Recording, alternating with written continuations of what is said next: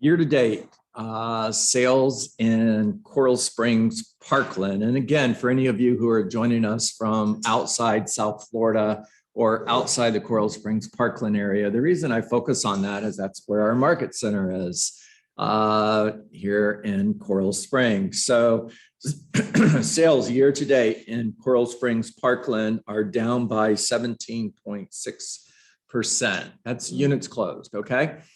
And for the month of June 22 is down, June 2022 is down 28.6% over June 2021.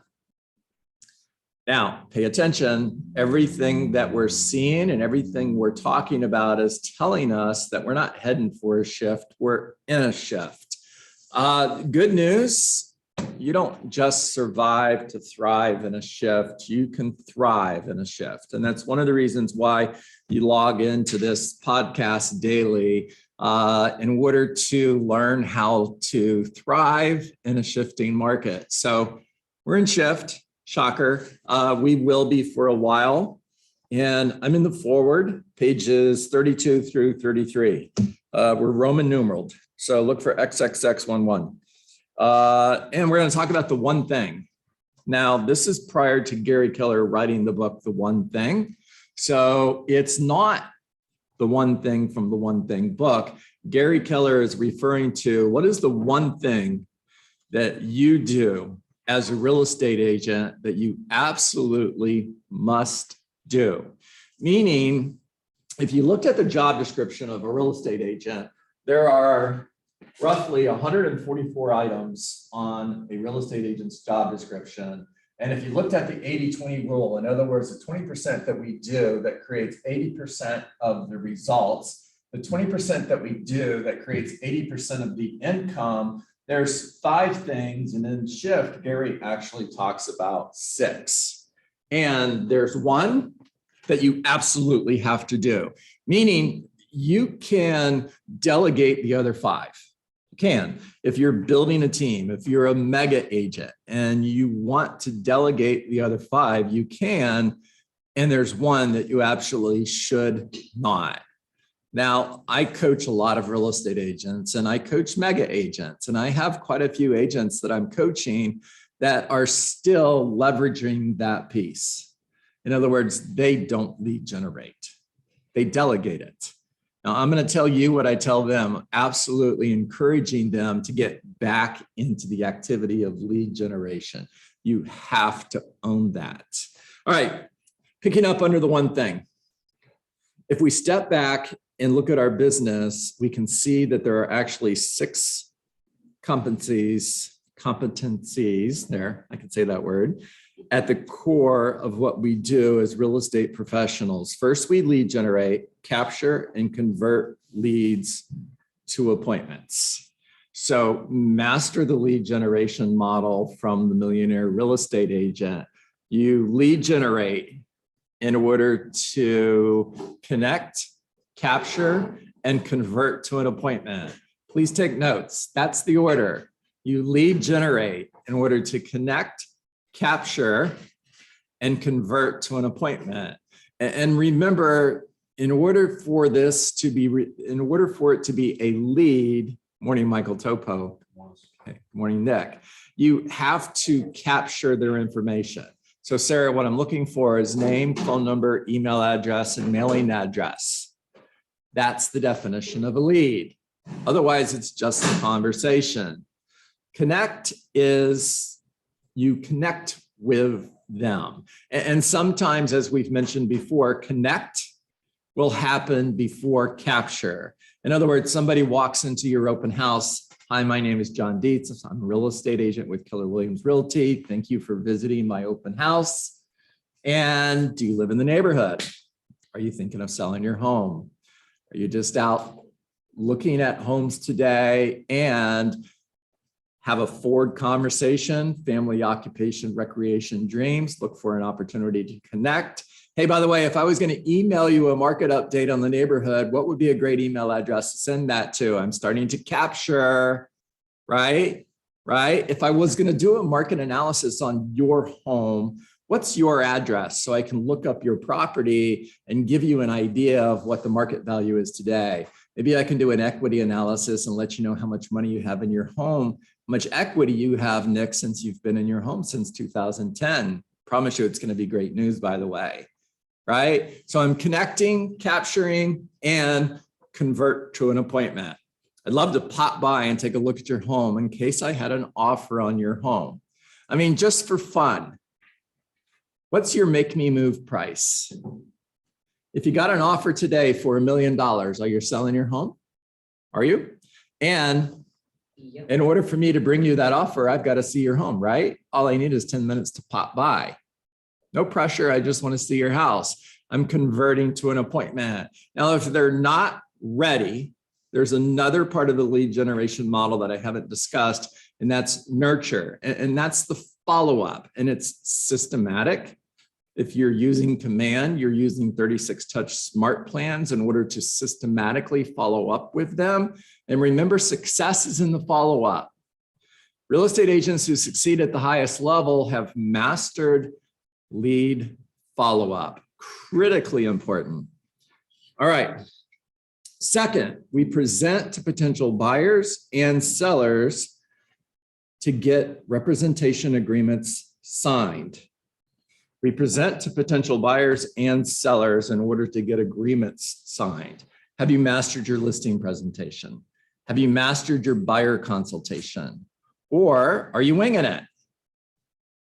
Most people, even real estate agents that have been in the business for a long time, are winging it. And professionals master their presentations. I would encourage you to go to my YouTube channel and watch the videos on my 14-point listing presentation. It's the same listing presentation that I used to list an average of 10 homes every month for 13 years. And then I would encourage you to go to YouTube and look up Nikki Ubaldini, N-I-K-K-I. Last name is U-B-A-L-D-I-N-I. And look up her buyer consultation. It's the best in the biz. Just watch her buyer presentation, write it down word for word, and master it. Remember, professionals master their presentations. Amateurs wing it. All right, third, we show our buyers and market our sellers. We show our buyers and market our sellers. Are you a local economist of choice? Are you a strategic pricing expert? Or are you fishing with your bait out of the water? The answer to those questions is important. We show buyers and market our listings. And the number one ingredient to market your listings is price. The greatest marketing available at the wrong price is only going to let more people know the house is overpriced. Here, you want a script? You have a listing and the seller says, I want you to do more marketing on my home. Sure, I'd be more than glad to do that. Let's talk about that, Nick. What does that look like? And one of the things we have to do in order to market your property more effectively is we have to take a look at the price and listen to what the market is telling us. Script, write it down. When you're getting feedback, listen to what people tell you because the market is talking. And when the seller says, I want you to do more marketing without being willing to lower their price, your response is, so you want me to tell more people that your home is overpriced.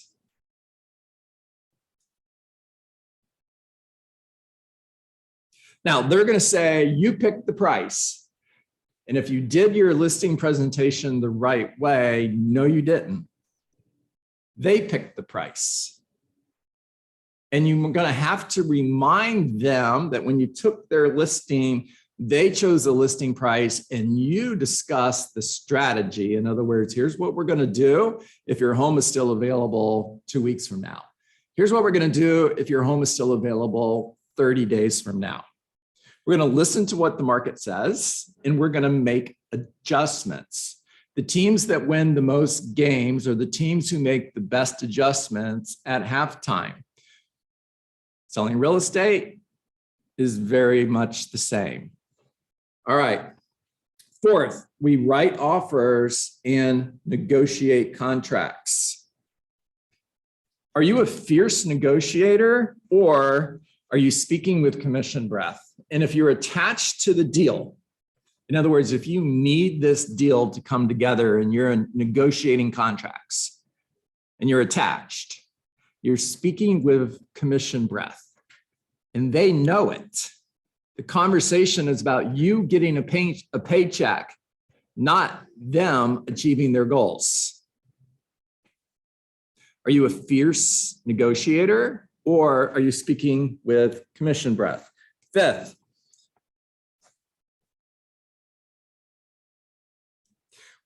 we coordinate our resulting sales to closing. Well, this is the easiest one. Get a TC. So we coordinate our contracts to closing, hire a transaction coordinator.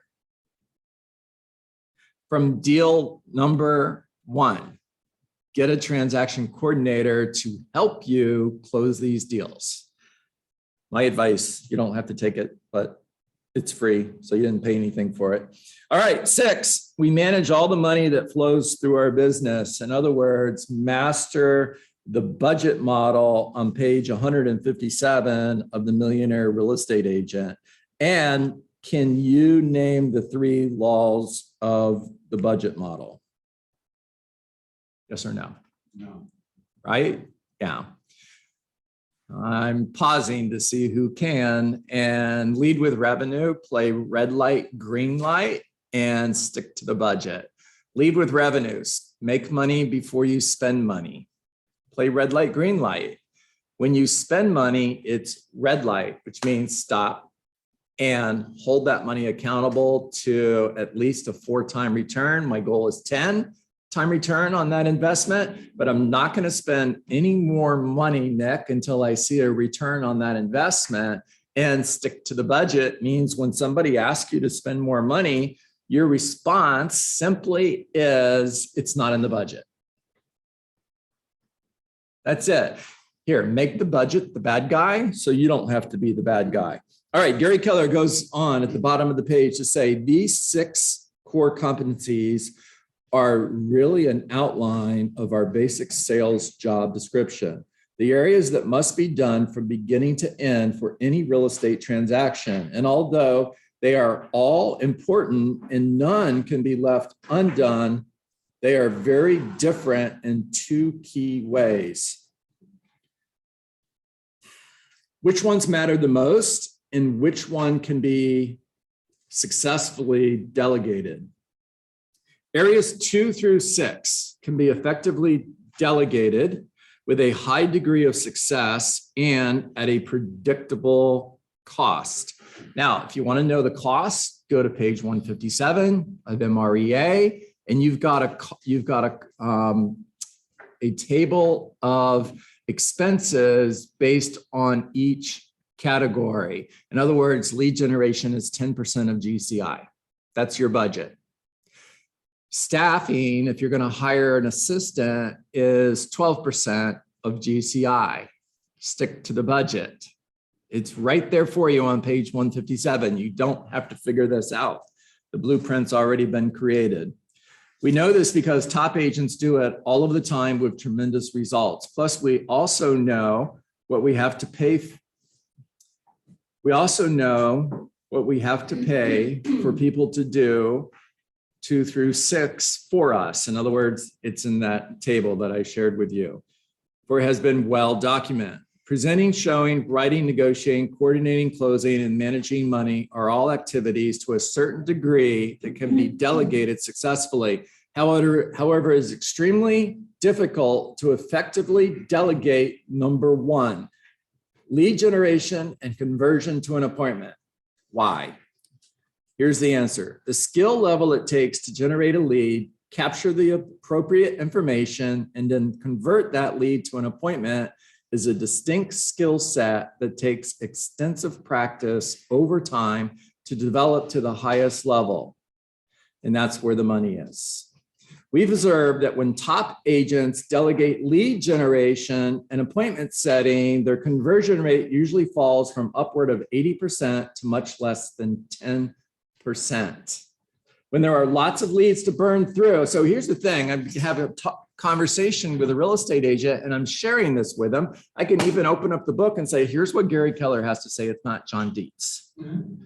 And I'll hear, but John, it's working. All right, well, here's what Gary says about that.